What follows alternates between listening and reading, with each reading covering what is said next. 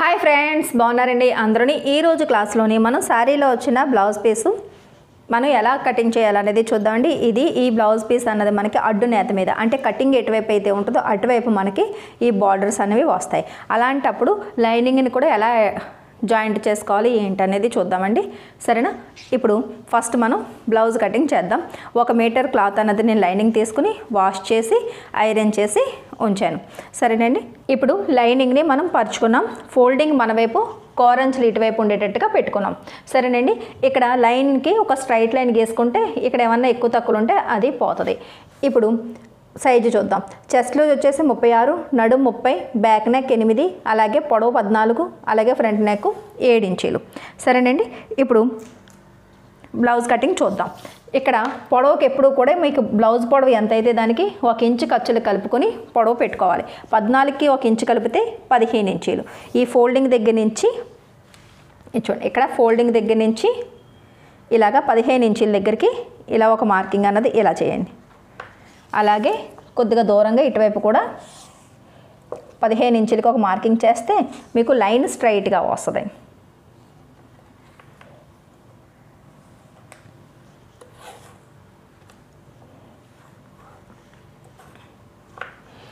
ఈ సైజు వాళ్ళకి నెక్ 8 ఇంచీలు అనేటప్పటికి మీడియంలోకి వస్తుంది. ఎప్పుడైనా మీడియంలోకి వచ్చేటప్పటికి షోల్డర్ అనేది 5.5 ఇంచులకి మార్కింగ్ చేసుకోవాలి. 5.5 ఇంచులకి నేను మార్కింగ్ పెడుతున్నా. అలాగే చంకదింపు 6 ఇంచులు తీసుకోవాలి. ఇటువైపు కూడా ఫోల్డింగ్ దగ్గర నుంచి కూడా 5.5 ఎక్కడికి వచ్చిందో చూసుకుని ఇలా ఒక లైన్ గీస్తే ఇది కలిసిన దగ్గర సెంటర్ పాయింట్ అవుతుంది. ఇక్కడ నుంచి ఇక్కడికి లైన్ మార్కింగ్ చేసేసుకోండి.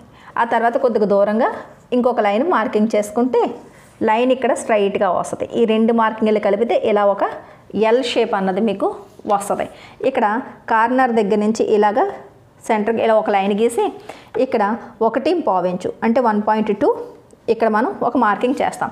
ఇక్కడ నుంచి ఈ లైన్కి, ఇక్కడ నుంచి ఈ లైన్కి షేప్ ఇచ్చుకుంటాం.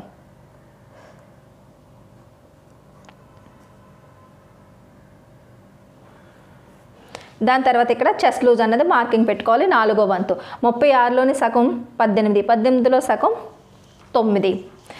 ఈ ఫోల్డింగ్ దగ్గర నుంచి 9 ఇంచులకి ఇలా మార్కింగ్ పెట్టండి. తర్వాత 2 ఇంచీలు ఖర్చులు. నడుము దగ్గర 30 ఇంచీలు, ఇది ఓన్లీ స్టిచ్చింగ్ దగ్గర మనం యూజ్ చేసుకోవచ్చు. ఇప్పుడు ఇక్కడ మనం నడుములో 4వ వంతు తీయాల్సిన అవసరం లేదు.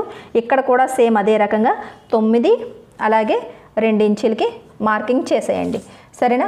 ఎప్పుడు కూడా చెస్ట్ కన్నా నడుము తక్కువే ఉంటుంది కాబట్టి ఇక్కడ నుంచి ఇలా స్ట్రైట్గా తీసేసుకోండి. వర్క్ ఫాస్ట్గా అవుతుంది. ఇలా 2 ఇంచీలు ఖర్చులు, సరేనా? ఇక్కడ 2.5 ఇంచీలు అన్నది మెడ వెడల్పు తీసుకోవాలి. డీపు 8 ఇంచీలు అనుకుంటున్నాం కాబట్టి ఇక్కడ 8 ఇంచీలకి ఇలా ఒక మార్కింగ్ పెట్టండి. ఇక్కడ 2.5 కదా, ఇక్కడ ఒక 1 ఇంచు పెంచుకుని 3 ఇంచీల దగ్గరికి వెడల్పు తీసుకుంటే రౌండ్ బాగా వస్తుంది. ఇక్కడ నుంచి ఇదిలా కలిపేసుకోండి. ఇప్పుడు ఇక్కడ రౌండ్ నీట్గా ఇలా రౌండ్ ఇచ్చేసుకోండి, సరేనండి. ఇప్పుడు బ్యాక్ పార్ట్ కటింగ్ చేసేటప్పుడు మెడ వదిలేసి మిగతా అవుట్లైన్ అంతా కటింగ్ చేసి తీసేసుకోండి. ఇది చూడండి, ఇలా మనం కటింగ్ చేసాం. కటింగ్ చేసిన తర్వాత ఇది చూడండి, ఇప్పుడు బ్యాక్ పార్ట్లోని ఫ్రంట్ పార్ట్ డీప్ ఎంత అన్నది ఇక్కడ మనం ఒక మార్కింగ్ చేసుకోవాలి. 7 ఇంచులు కదా, 7 ఇంచులకి ఒక మార్కింగ్ అన్నది చేసుకోండి. ఇప్పుడు ఇక్కడ క్లాత్ మనకి మిగిలింది కదా, ఈ మిగిలిన వైపు క్లాత్ని యూస్ చేసుకుంటూ ఇలా క్రాస్గా ఇలా పెట్టుకోవాలి. ఇలా మనం పరుచుకున్న తర్వాత ఈ మార్కింగ్ దగ్గర మనం 7 ఇంచీలు అన్న మార్కింగ్ దగ్గర కింద మనకి క్లాత్ ఉందా లేదా అన్నది ఇలా చూసుకుంటూ ఇక్కడికి కోరంచు దగ్గర కూడా మనకి షోల్డర్ పాయింట్ ఉందా లేదా చూసుకుని ఇలా క్రాస్గా ఇలా పెట్టుకోవాలి. ఇప్పుడు ఈ లైన్ స్ట్రైట్గా ఉంది కాబట్టి ఇక్కడి నుంచి ఇలా స్ట్రైట్గా లైన్ గీసేసుకోవాలి. ఆ తర్వాత కింద అంచు,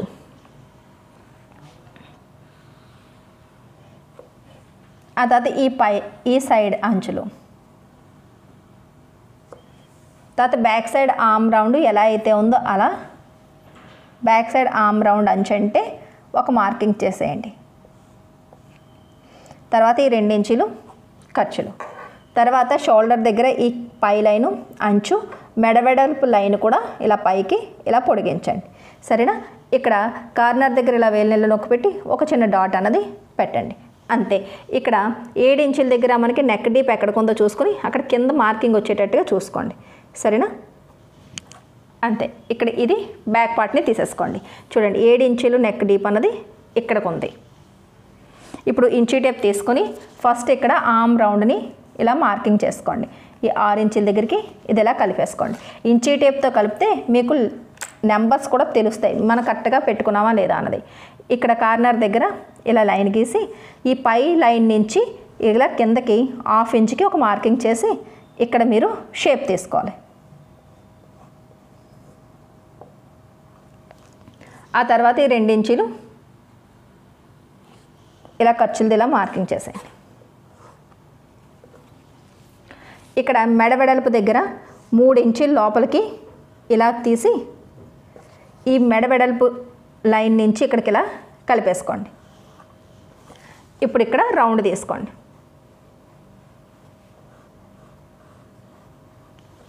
కింద నుంచి 2 ఇంచీలు మనం ఇక్కడ పొడవు అన్నది తగ్గించుకోవాలి షేప్ బెల్ట్ కోసం.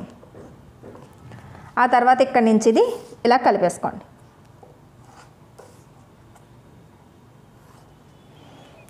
ఇక్కడ కింద నుంచి పైకి 1 ఇంచుకి మార్కింగ్ చేయండి.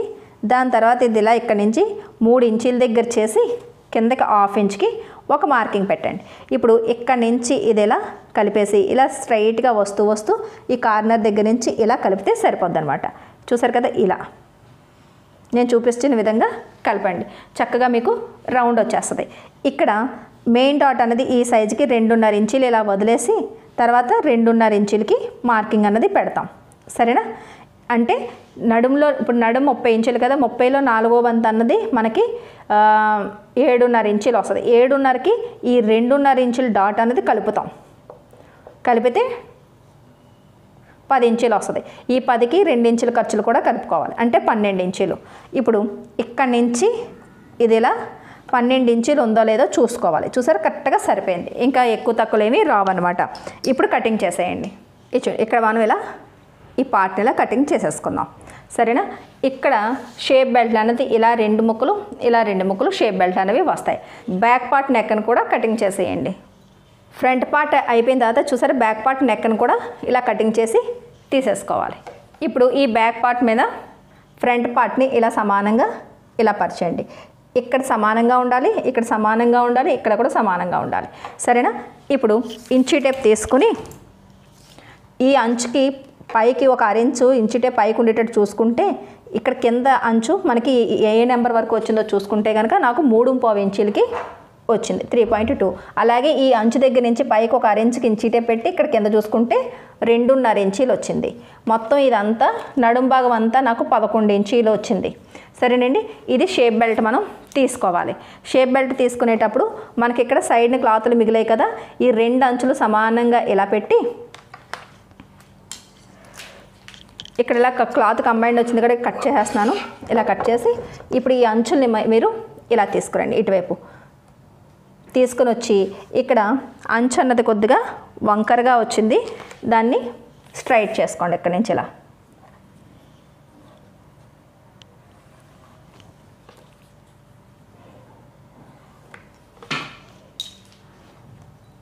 ఇక్కడ ఇలా స్ట్రైట్గా లైన్ తీసుకోండి. అంచులు ఏమన్నా వంకరలు ఉంటే అవి పోతాయి, సరేనా? ఇక్కడి నుంచి పైకి మనం అనుకున్న 3.5 ఇంచీలకి మార్కింగ్ చేసుకోవాలి, సరేనా? ఇది 11 ఇంచీలు షేప్ బెల్ట్ వెడల్పు కాబట్టి ఇక్కడి నుంచి ఇలా 11 ఇంచీల దగ్గర ఇలా ఒక లైన్ గీయండి. ఆ తర్వాత ఇక్కడ 2.5 ఇంచులు కాబట్టి 2.5 ఇంచులకి ఒక మార్కింగ్ పెట్టండి. షేప్ తీయడం కోసం ఇక్కడ అంచుల దగ్గర నుంచి 3.5 ఇంచుల దగ్గర ఇలా ఒక లైన్ గీసుకొని ఇక్కడ ఎంతైతే పెట్టారో దానికి 1 ఇంచు తగ్గించుకోవాలి. అక్కడ 3.5 కాబట్టి ఇక్కడ 2.5 ఇంచులకి ఒక మార్కింగ్ చేసుకోవాలి. చేసుకుని ఇక్కడి నుంచి ఇక్కడికి ఇలా షేప్ ఇచ్చుకుని దాని తర్వాత ఇలా స్ట్రైట్గా ఈ మార్కింగ్కి కలిపేసుకోవాలి, సరేనా? ఇక్కడ కటింగ్ చేసి మళ్ళీ దీన్ని ఇలా పెట్టి కటింగ్ చేస్తే ఇక్కడ 2 ముక్కలు ఇక్కడ 2 ముక్కలు వస్తాయి. మిగతా ఈ పార్ట్లోని మీకు చక్కగా నడుం ముక్కలు అలాగే మెడ ముక్కలు కూడా వచ్చేస్తాయి. హెమ్మింగ్ బెల్ట్ కావాల్సిన క్లాత్ అంతా ఇక్కడ వచ్చేస్తాయి. ఇలా 4 ముక్కలు కటింగ్ చేసిన తర్వాత ఈ హుక్కుల వైపు వచ్చే ఈ పార్ట్కి ఇలా కట్ పెడితే ఇది హుక్కుల వైపు అని తెలుస్తుంది, ఈ 3.5 ఇంచీలు ఉన్న దగ్గర. సరేనండి, ఇప్పుడు ఫ్రంట్ పార్ట్ అన్నది మనకి అయిపోయింది. ఇప్పుడు ఇక్కడ మనకి మిగిలిన క్లాత్ని ఇప్పుడు సమానంగా మళ్ళీ ఒకసారి ఫోల్డింగ్ అన్నది ఇలా చేసుకోవాలి.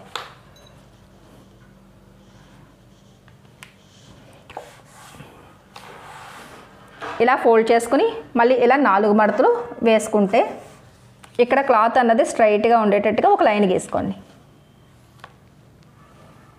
లైన్ గీసుకొని ఇది కటింగ్ చేసేయండి. ఇప్పుడు క్లాత్ ఇలాగా 4 మడతలు వేసుకున్న తర్వాత ఈ వెడల్పు ఎంత ఉండాలి అంటే కనుక బ్యాక్ సైడ్ తీసుకోండి. బ్యాక్ సైడ్ తీసుకొని బ్యాక్ సైడ్ ఆర్మ్ రౌండ్ని కొలుచుకోండి. ఇలా నాకు 10.5 ఇంచీలు వచ్చింది. 1 ఇంచు తగ్గిస్తే 9.5 ఇంచీలు, అంటే ఈ వెడల్పు అన్నది 9.5 ఇంచీలు ఉండాలి. సరేనా, ఇక్కడ నుంచి 9.5 ఇంచీలు ఎక్కడికి ఉందో ఇలా చూసుకోండి. చూసుకుని ఇలా ఒక మార్కింగ్ అన్నది ఇలా పెట్టేసుకోండి.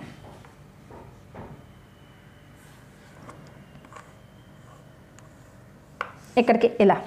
ఇప్పుడు నాకు హ్యాండ్ అన్నది కనీసం 10 ఇంచీలన్నా సరే నాకు పొడవు అన్నది కావాలి. అంటే 1 ఇంచు కలుపుకొని 11 ఇంచీలు పొడవు అన్నది ఇక్కడికి మనకి కావాలి.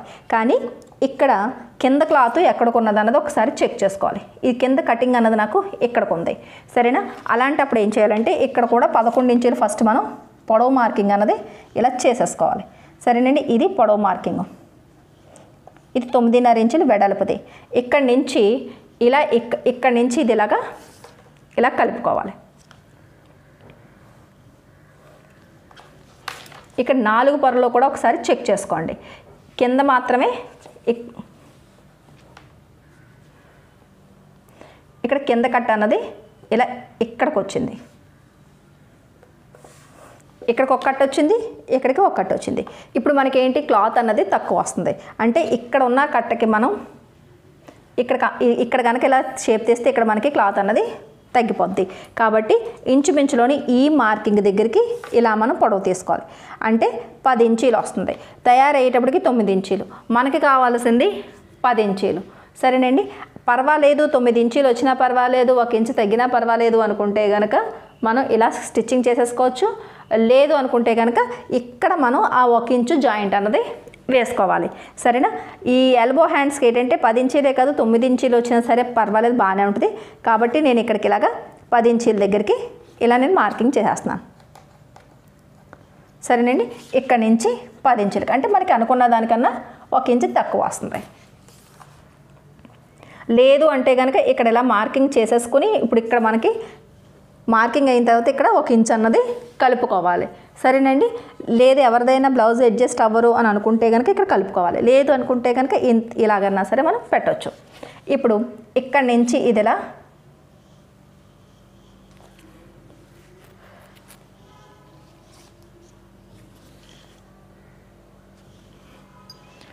ఇది ఇక్కడ నుంచి ఇదిలా 3.5 ఇంచులకి మనం ఎల్బో హ్యాండ్ అయితే 3.5, నార్మల్ హ్యాండ్ అయితే 3 ఇంచులకి పెడతాం. ఇక్కడ నుంచి ఇలా 2 ఇంచులు ఖర్చులకి మార్కింగ్ చేసుకోండి.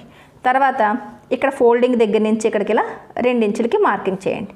ఇప్పుడు ఇక్కడ నుంచి ఇది ఇలా కలిపేసుకోండి. ఇంతకన్నా పెద్ద హ్యాండ్ ఎవరు పెట్టాలనుకున్నా ఇక్కడ ముక్కను తీసి ఇక్కడ జాయింట్ చేసుకోవాలి అంతే. కానీ ఎల్బో హ్యాండ్కి 9 ఇంచీలు 10 ఇంచీలు అన్నా సరే బాగానే ఉంటుంది. హ్యాండ్ లూజ్ వచ్చేసి ఫోల్డింగ్ దగ్గర నుంచి 5.5 ఇంచీలు, 2 ఇంచీలు ఖర్చులకి. సరే, ఇక్కడ ఈ అవుట్లైన్ నుంచి ఇక్కడికి మార్కింగ్ చేస్తే మీకు ఇది ఇలా వచ్చేస్తే దాని తర్వాత ఇక్కడ నుంచి ఇది ఇక్కడికి ఇలా 2 ఇంచుల ఖర్చులు వచ్చేసాయి. ఇప్పుడు కటింగ్ చేసేయండి. లోతు తీసుకునేటప్పుడు ఇక్కడ 2 ఇంచీలు, ఈ 2 ఇంచీలు వదిలేసి సెంటర్ పాయింట్లో 1/2 ఇంచుకి లోతు తీస్తాం. ఇది స్టిచ్చింగ్ చేసేటప్పుడు లోతు తీసుకోవాలి. ఇప్పుడు మనకి బ్లౌజ్ కటింగ్ అయిపోయింది. ఒరిజినల్ పీస్ మీద ఎలా అరేంజ్ చేసుకోవాలో చూపిస్తాను. ఈ బార్డర్ ఉంది కదా, ఈ బార్డర్కి ఇలాగా ఫోల్డింగ్ చేయాలి. ఫస్ట్ బార్డర్ దగ్గర ఏం చేయాలంటే ఈ బార్డర్కి మీరు పైపింగ్ వేసుకున్నా ఏం చేసినా సరే, అంటే హెమ్మింగ్ బెల్ట్ వేసుకున్నా ఏం చేసుకున్నా ఇక్కడ పావించే మనకి ఖర్చులకి కావాలి. అతిగా క్లాత్ ఉన్నది తీసి కటింగ్ చేసేసుకోవాలి. జరీ అంచు కన్నా ఒక ½ ఇంచ్ అన్నది ఉంచుకుని మిగతాదంతా అంటే ½ ఇంచ్ ఉంచుకుని జరీ ఎక్కడికైతే డిజైన్ స్టార్ట్ అయిందో అక్కడికి ఒక ½ ఇంచ్ ఉంచుకుని మిగతాదంతా వేస్ట్గా ఉన్న క్లాత్ అంతా కట్ చేసి తీసేసుకోవాలి.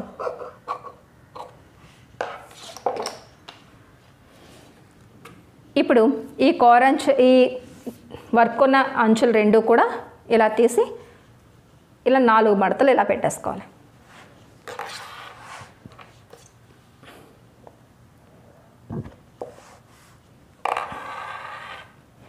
ఇప్పుడు ఈ హ్యాండ్ తీసుకొచ్చి ఇక్కడికి ఇలా పెట్టండి. ఇలా పెట్టి ఫస్ట్ ఇది ఇలా కటింగ్ చేసేసుకోవాలి. దాని తర్వాత ఇప్పుడు చూడండి, ఇలా మనకి మిగిలినప్పుడు క్లాత్ అన్నది కోరంచులు రెండు చూసారు కదా, ఇటువైపు నుంచి ఇలా వచ్చింది. ఈ షేడ్ అన్నది ఇలా కటింగ్ అయితే కనుక ఓకే, ఇలా కటింగ్ అన్నది ఇలా చేసేసుకోవాలి. లేదనుకుంటే మళ్ళీ ఇలా ఫోల్డ్ చేసుకుని ఇలా తీసుకోవాలి. ఇది సరిపోతుందా లేదా అన్నది చెక్ చేసుకోవాలి. ఇక్కడ చూడండి, ఈ ఫోల్డింగ్ వైపు కరెక్ట్గా మనకి బ్యాక్ పార్ట్ ఎలాగా ఫోల్డింగ్ కావాలి కాబట్టి ఇలా ఫోల్డింగ్ అనేది అరేంజ్ చేస్తాం. ఆ తర్వాత ఇక్కడ ఉన్న సైడ్లోని మనం కటింగ్ చేసిన ఫ్రంట్ పార్ట్ వస్తుందా లేదా అన్నది చెక్ చేసుకోవాలి. ఇది చూడండి, ఇలా ఇక్కడ పెట్టి క్రాస్ కానీ ఇలా పెట్టినప్పుడు ఇలా ఫ్రంట్ పార్ట్ ఇలా క్రాస్లోకి వస్తుందా లేదా చూసుకోవాలి. వస్తుంది కదా, ఇప్పుడు మనకి ఇది ఇలా సరిపోయింది. సరేనా, ఇప్పుడు షేప్ బెల్ట్లు ఏమన్నా ఉంటాయి కదా, షేప్ బెల్ట్ మనకి అది ఇక్కడికి ఇలా సెట్ చేసుకోవాలి. సరేనండి, ఒకవేళ లెంత్ ఎక్కువగా ఉండి ఇలా కుదరలేదు అని అనుకున్న వాళ్ళు ఏం చేయాలంటే ఈ అంచును చూసారా, దీన్ని ఇలా పెట్టుకోవాలి. ఇలా పెట్టి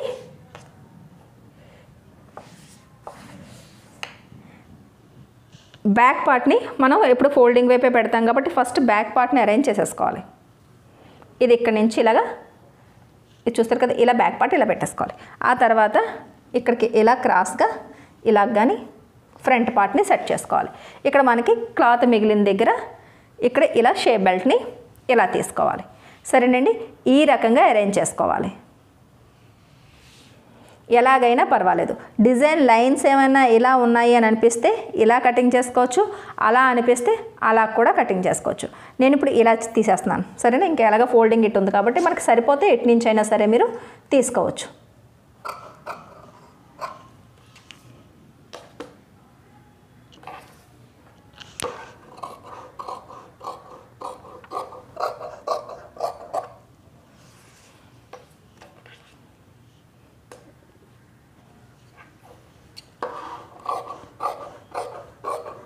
చూసారు కదండి, ఈ రకంగా మనం కటింగ్ చేసుకోవాలి. అటువైపు అడ్డు నేత మీదన్నా కటింగ్ చేసుకోవచ్చు, ఇలా నిలువు నేత మీదన్నా సరే మనం కటింగ్ చేసుకోవచ్చు. ఎలా మనకి పార్ట్స్ సరిపోతున్నాయి అన్నది చూసుకొని అడ్జస్ట్ చేసుకుని కటింగ్ చేసుకోవాలి. సరేనండి, వీడియో నచ్చినట్లయితే కనుక ఒక లైక్ ఇవ్వండి. మన లక్ష్మీ ఫ్యాషన్ వాళ్ళ ఛానల్ని సబ్స్క్రైబ్ చేసుకోవడం మర్చిపోకండి. మళ్ళీ నెక్స్ట్ క్లాస్లో స్టిచ్చింగ్ ఎలా చేయాలన్నది మీకు నేను చూపిస్తాను.